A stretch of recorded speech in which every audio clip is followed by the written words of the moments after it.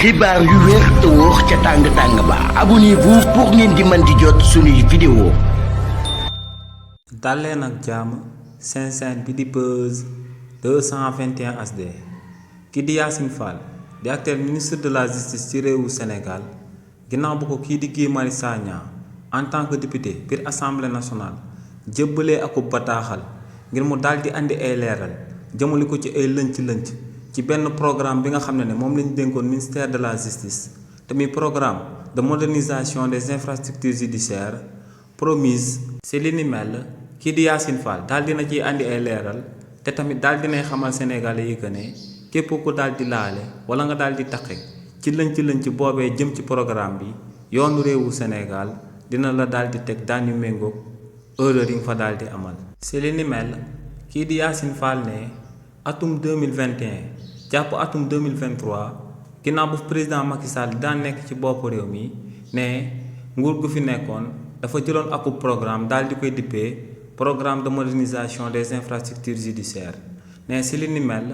réewu Sénégal daa bëggoon a tabax akub palais de justice ca biir Mbour ne loolee moom moo sababoon waa régime président Macky Sall jëloon entreprise bi ñu dippee Ellipsis Project SA daal di leen di jébbal projet boobee ngir ñu daal di tabax palais de justice boobee ca Mbour waaye ne luñ daal di nemmeeku ci projet boobee nga xam ne waa régime président Macky Sall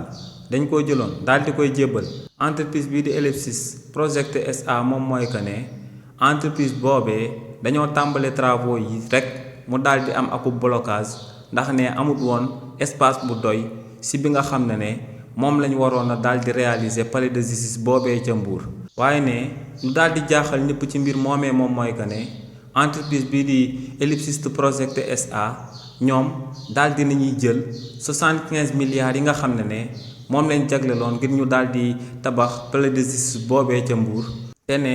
luñ fa amal comme réalisation àggul woon sax ci 50% yi nga xam ne moom lañ waroon a tabaxee palais bi ne ci 11% rek la entreprise boobee jotoon a daal di yem te ne jëloon na xaalis yépp bi nga xam ne moom lañ waroon a daal di jël daal di koy def ci projet bi te mu toll ci 75 milliards de francs CFA nee nag projet boobee ñoom ginnaaw ba ñëwee ci bopp réew mi ci atum 2025 bi lañ ko namoon a tàmbalewaat ndax ne maire bu daal di nekk ca Mbour moom moo leen jébbal ñaari hectares si nga xam ne moom lañ war a daal di defaree palais boobee ca Mbour te ne ñaari hectares yooyee ñoo ngi nekk